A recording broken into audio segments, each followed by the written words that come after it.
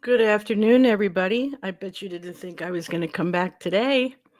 I promise you I will not be yelling because this is not an over emotional live, but unfortunately, something I needed to bring up to everyone this afternoon because it actually personally affected me at one point. So, on the Matt Walsh show, I had just watched a FedEx driver ranting and raving about delivering. Now, let me repeat that again. Okay. A FedEx, or I'm sorry, pardon me, Amazon delivery driver. Mine was FedEx. I messed that up.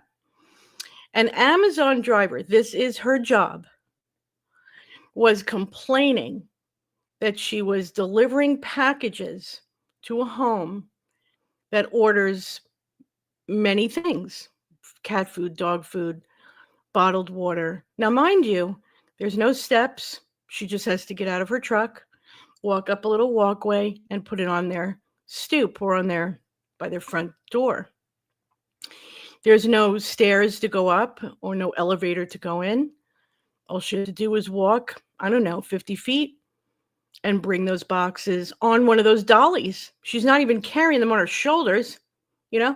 She's got a dolly.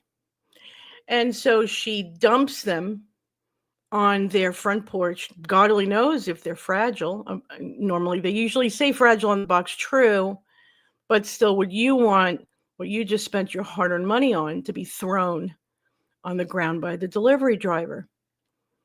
Now, so she goes on to this rant. Now, I know there's such thing as rage bait. I know people do this who have very little talent and very little content to give, but they want attention. So they do stupid, idiotic things on the internet to get attention, to get people to bait their ridiculous behavior. Now, let's just say that's what she's doing, okay? So what she's doing is not only is she making angry certain people, okay, and I'm going to tell you my story in a second, that order from Amazon on a regular basis. But on the other side, she's actually, and I saw it in the chat, she's actually encouraging that behavior, that over-entitled employee behavior. You may have hired me as a delivery driver, but I don't want to do it. I want to do the least amount, but I want you to pay me the full amount. That's not normal thinking. This is, though, what we're dealing with in the younger generation. You can thank the Democrat Party for that. Okay? Sorry, I call it as it is. So let me tell you my story. Now, before I do that, one of the people in the chat said, this angers me that people stay at home and they lazily will get orders from Uber, Uber Eats and Amazon, and they get things from Walmart. Excuse me, ladies and gentlemen. They pay for that home. They're paying for those items. We live in a time where people get things delivered. Get over it. If you're jealous, seek help or get a better job. You don't know what that person is going through. If they're sick, if they're grieving, if they're depressed, if they're having a hard time with life, you don't know what they're going through. And if they choose to stay at home and order whatever they want, they have that right. The delivery driver is getting paid to, are you ready for this? Deliver. If they can't handle delivering, find another job. I had ordered believe it or not, I had ordered a recliner for a really good price on Amazon. And I live on the second floor. I live in a gated community on the second floor. And I'm disabled, okay? I'm physically disabled. And this was probably shortly after I had had surgery and have neck brace on, the whole thing. And I'm waiting for this chair to show up. I needed the chair. And I could see Amazon let me know, hey, your delivery is coming today. I was like, yay, that's awesome. And then I get the next notification. It's pouring rain outside. Your package has been delivered. I went, it was? So I opened my front door expecting to see the box out there. No box. Something says to me, look down the steps. Sure enough, there it is at the bottom of the stairs. Now, of course, there's, a breezeway. So it's not as if it's getting wet, but I can't leave it down there till my husband gets home, which was hours later. And I wasn't going to allow all of that moisture, God forbid, to get into that box because it was in a box, had to be put together to get onto the chair. I didn't want the chair who I just spent this money on, even though I got a good deal on it, it still was expensive enough to say, I need to get this in my home. There was no maintenance men around. And so I used my body weight to push this box very heavy up the stairs. P.S. ended up in the ER that night because I hurt myself. So I contacted Amazon, I contacted FedEx, and I gave them what for. And Amazon was kind enough to take the delivery charges from what I paid. They gave the money back for the delivery charge. They agreed with me. Now, one of the people in the comments of this woman that was having this rant had said, I understand if you're elderly or if you're disabled, then you should be allowed to have stuff delivered. Well, guess what? I'm disabled. And some over-entitled moron who went and applied for a delivery driver job chose not to bring that heavy chair up to my door. I bet you at my bottom dollar, he or she was able-bodied, but just lazy. Now, Matt Walsh is a nice guy, and he says, I don't want anybody to lose their job. I'm sorry, if you don't do your job, you should lose your job. I'll trade places with you any day of the week. You could sit here in pain and in physical limitation, and I'll take your body and your able-bodiedness, and I'll go back to work because I would love to do that. And when I do my job, I do it at 100% or more.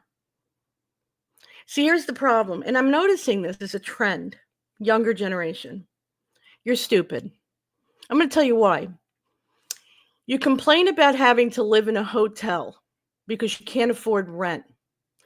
But you complain that you're expected to do your work at your job. Well, which one do you want? Do you want to not do any work and go live under a bridge?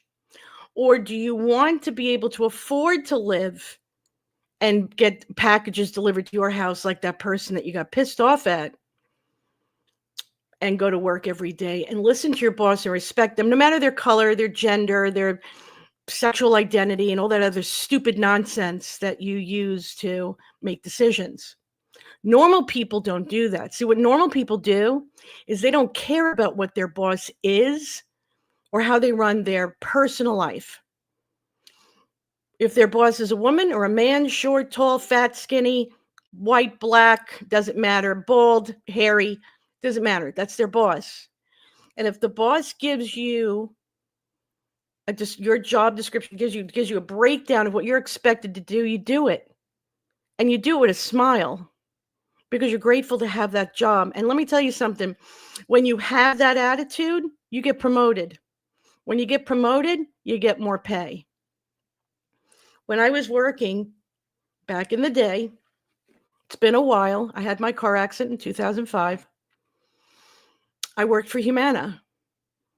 And I started out as a registered medical assistant with a phlebotomy certification and an HIV certification in education. I had some lab experience. And so I still came in with no experience behind me when I started with Humana. And my boss was a nurse practitioner. She's Filipino. And I followed her around. I wanted to learn how she did things. And when I made a mistake, I admitted to it and I apologized. And I was willing to learn what she wanted to teach me. I was willing to learn. Let me repeat that one more time. I was willing to learn. These things were beyond what I was expected to do as an MA. I did not learn these things in school. So I didn't say to her, well, that's not part of my job. I never said that. Never once. And you know what? I got promoted and promoted and promoted to the point where I was the one that was highest paid in the firm. It works. Now I moved on to the next Humana Center, to one of their highest paid administrators. And she was, God bless her, she was a short little Jewish woman from Brooklyn. She probably was 90 pounds soaking wet, 8-inch heels. And she was just brassy, just a brassy lady. Loved her, absolutely loved her. Other people found her abrasive. Other employees did that over entitled thing. I don't like the way she speaks to me. I don't like the way she demands things from me. They did that crap. And you know what? They stayed low level. I ignored that part and was like, no problem, Miss Duberstein. No problem. Whatever you need, just let me know. There were times, and people called me brown noser in the office, where I'd go put gas in her car. She never got my name right, by the way. She called me Annie Marie for 8 years. And I didn't correct her. She liked calling me Annie Marie, so what? Annie Marie, will you go put gas in my car? Do you have a moment? Can you put gas in my car? I said, sure, yeah, all right, no problem. What was the big deal? I knew how to drive. I wasn't paying for it. Yeah, go put gas in her car. Annie Marie, can you go get me some lunch? Can you go pick up my lunch? Yeah, sure, I'll pick up your lunch. Now, some of you may be saying, oh, sure, she treated you as a flunky. Because when the time came that Humana administration that from corporate were to come in and say, okay, annually they would do these chart audits and they would pull random 5 charts and go, okay, you got a couple days to make sure that these are up to date. And these were Medicare patients. She'd hand it to me. Why? Because she trusted me. And every time it was time to get a raise, we went through a full year and we'd go before the doctors and we say, okay, we want a raise. She would go to the doctor for me and stand up and give my case to the doctor on why I, what's the word I'm looking for? Deserved a raise. Here was my administrator, like my lawyer, standing in front of the doctors going, this is why she should get a raise. She wasn't doing that for the other girls. Why? Because they were over entitled. This is not my job. This is not within my job description. I don't need to do that. So you know what? They stayed where they were. And anytime she left a clinic to go to another Humana clinic, she'd take me with her. And that went on for a while. Don't call it brown nosing. It's called doing your job. I've watched my husband do the same thing with his bosses, and I've watched him get promoted. His boss walked up to him during the time of COVID, where everybody was losing their job. His boss came up to him and said, I'm going to give you a raise. He offered him a raise. My husband didn't even have to ask for it. Why? Because in a day and age of over-entitled, tantrum, baby, I want my way or the highway kind of attitudes that we get from the kids today. And it goes all the way into the late 30s. Don't speak over me and don't talk to me and don't touch me kind of attitudes. When you get somebody who's got this excellent work ethic, you love them. You want to keep them. You don't want them to go. You'll do anything to have them. And I don't blame them. I would be the same if I was a boss. Now, the next video that I had seen, ironically, was the same group, that same generation of young people talking about how they're living in a hotel. They can't afford rent. And my advice to you is change your attitude. Change your attitude. Because if I could be in your position, I would, in a New York minute. There's such a wonderful feeling about getting up in the morning and going to a job and doing it well and getting that pat on the back from your boss. Good job. And seeing that reflect in your pay, knowing you earned that, you deserved it. Because now that Trump is here as Trump, his first term, he didn't get to be himself as a president, but now he is. The fact that he said, oh, well, that was an auto pen. That means everything that Biden signed for the past 4 years is absolutely useless, null and void. There's no pardons, there's nothing. And that's going to be a whole new show to do. Or the fact that the Doge came along and they're just getting rid of the waste and getting rid of all the fraud. On top of that, getting rid of the people who've been sucking off the teat of the government. You're able-bodied, go get a job. When there's people out there like me who cannot go out and work, no longer will you be compensated for being lazy just because you think you're entitled, just because you were born and raised into an entitlement community. Well, they mistreat us and they say this to us and they say that to us. Enough. It's enough. We've created, not we, because I've never created it, but Hollywood and the Dems and the libs have all created this over-entitled victimhood mentality where you walk around acting like the rest of us victimized you. And so we owe you something. I call BS on that. The fact of the matter is you were never raised properly. But you have a chance. You have a chance. If you're young enough and you hear what I'm saying and you're offended, then you're going to miss out and you're always going to be poor. But if you're smart enough not to be offended and see past it and say, you know what, I do want to change. I want to see that reflect in my paycheck. I want to know what it's like to be promoted. I want to know what it's like for my boss to pat me on the back and say, good job. Then all you got to do is change your attitude. Number one, how do you start that? I said this yesterday in Saturday's show. Gratitude is powerful. I might even said it this morning. Gratitude is majorly powerful. Christians know this. Good Christians.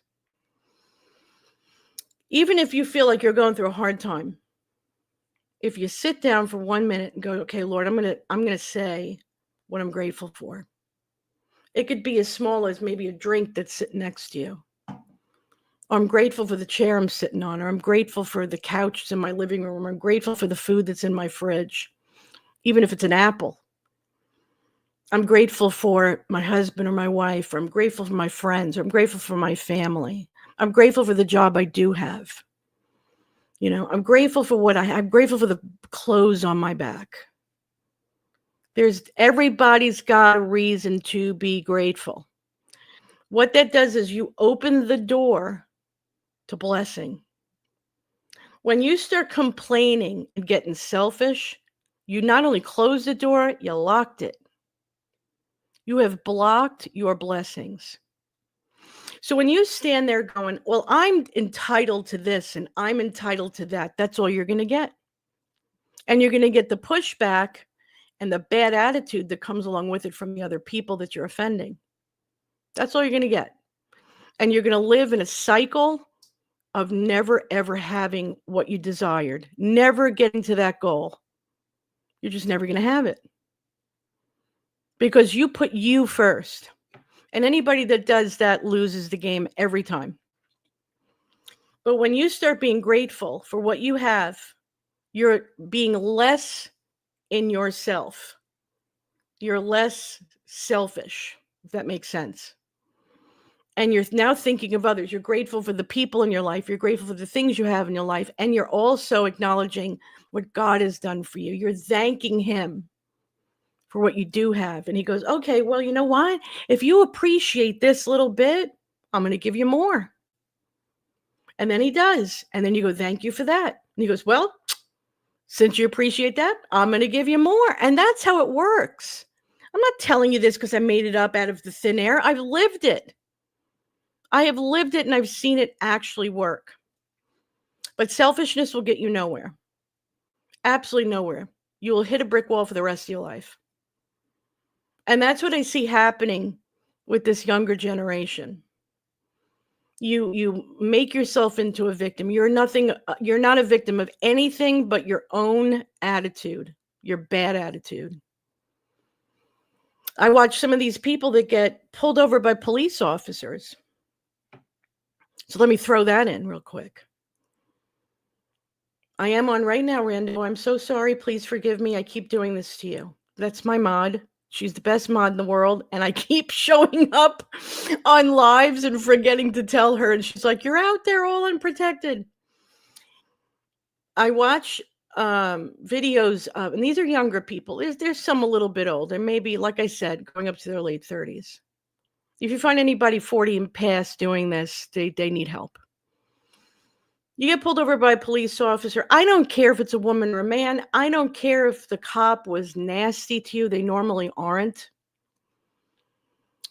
But they show such disrespect from the get-go. I know my rights. I know my rights. Let me tell you something. You look stupid. When you end up on YouTube and we see you doing that, I want you to know nobody's cheering you on. You look like an idiot. Because you're telling an officer who went to some sort of schooling, learned the law to some degree, they got that badge somehow, that you know your rights. Well, what's your right? Your right is to do 85 and a 50? No. Your right is to drive around without a valid license? No.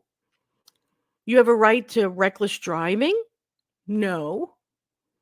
So if you knew your rights, that's great. But if you broke the law, nowhere do your rights fit in. He's got a right or she's got a right to pull you over. He or she has the right to give you a ticket. And if they tell you to get out of the car, get your ass out of the car. Get out of the damn car. They are an authority. And let me tell you what you look like to people who can think for themselves, critical thinkers, because obviously you're not a critical thinker if you do things like this. If you can be that disrespectful to an authority figure like an officer, you are dangerous in our society because that means you'll respect nobody or nothing. That's what you seem to be to people who are responsible and can think for themselves. You are a liability. And if you hear my voice, that's how you're seen. You can argue with me all you want in my chat, but I'm telling you, look at the chats of the people who get pulled over by police officers and act this way. A majority of the chat is going, good. I'm glad he or she got arrested. I'm glad they got their consequence. Nobody wants people like that in our society. You're looked down upon. You're not applauded for that behavior. Absolutely not. And if you've been drinking and you're behind the wheel, you deserve every single solitary bit of consequence that you get. Why? Because you've put all those people at risk. Every one of the people on that road, including children, you've put at risk. Selfishly, you put them at risk. So shame on you. I think you deserve everything you get. But when you get pulled over and you see a police officer, you don't have to bow down or go, yes, sir, yes, ma'am. You just have to obey any instruction they give you. This is called adulthood. This is called being responsible. And this is how you become successful in life. People who are millionaires and billionaires know how to discern when to be respectful and when to stand up for themselves. They don't do it in every conversation, in every situation. They don't act over entitled. They know when they need to speak out and they know when to shut up. That's an adult. And if you don't know how to do that, then you need to go back home to mommy and daddy and learn. And if mommy, daddy don't know how to do it, go stay with somebody that does. Because you'll always lose in the world. I'm telling you. The way the world is changing right now, that attitude will not fit. You will not get away with it. You will not be applauded. And I'll tell you what, TikTok is on its way out. You're not going to have a platform that's going to applaud you. Not at all. So that's my afternoon rant about the Amazon driver. I put FedEx driver. Please forgive me for mistitling it. But the FedEx driver was the one who did it to me. So, okay, maybe it is titled properly. But if you work for Amazon, you went and applied for that job, you went to the interview, you knowingly knew you were going to be driving a truck and delivering packages, then deliver. Don't worry about how many packages show up at somebody's door. Don't worry about how much money they spent. Don't worry about the fact that you got to take it to the front door. And if you cannot handle it, please, by all means, give in your resignation and let that job be given to someone else who's willing to do the job fully. Who needs a job? There's plenty of people out there that'll take your job in a New York minute. So, to everybody else, Rando says she'd hate to be my bodyguard. I know, I'm like driving Miss Daisy sometimes, or I just like kind of go off on my own. So I'm so sorry, Rando. You know I love you more than my luggage. I am in a better mood in this afternoon than I was this morning. The Johnny Jacobs thing has really had me in an uproar a little bit emotionally. I feel for his family, no matter what the outcome is, or no matter what has happened. I do feel very bad for him and his family, no matter what has happened in the past. It's all over now. Doesn't matter. So thank you guys for joining me, listening to me rant and rave about, some may say, well, this is nonsense. It's really not. It's our future generation. And one day we're going to be old people, very old, and they're going to be running the world. And we need for them to know how to do that properly. And they seem ill-equipped. Emotionally and psychologically, they seem ill-equipped. So I'd like to be able to help them if I can get past themselves. I say shame on the parents that have allowed this. When you spoil your kid, you're not doing them a favor. You are literally spoiling them. Listen to the word spoil. I mean, would you eat spoiled food? No, absolutely not. Would you drink a spoiled drink? No. So why would you spoil a child? You're rotting your child. You're not preparing them for the world. The world doesn't think they're cute when they have a temper tantrum. The world doesn't think they're cute when they demand their way. You think they're cute. You give in to them. But the world won't. They never will.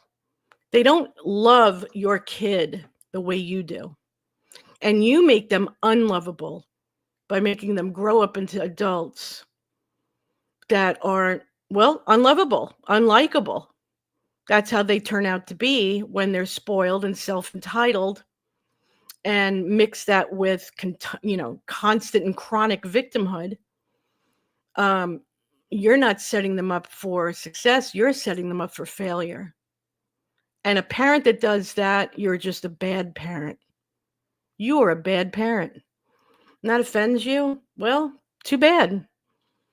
You had no right to have children in the first place then, if you didn't know the difference.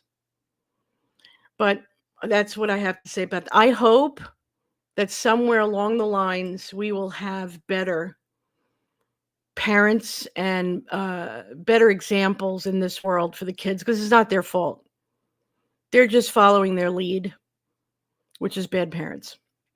So anyhow, I love you guys. Thank you for joining me. God only knows what'll happen in the next 24 hours if I show up again. Don't be surprised. I will be back with Tracy soon. I don't know if it'll be Thursday. If it's not, it'll be either Wednesday or Friday. We just like to show up, knock on your door and say, hey, we're here. But we do have a lot of stuff coming up And so you will see us soon, I promise. And you probably will see me sooner than expected. But until then, stay safe and God bless.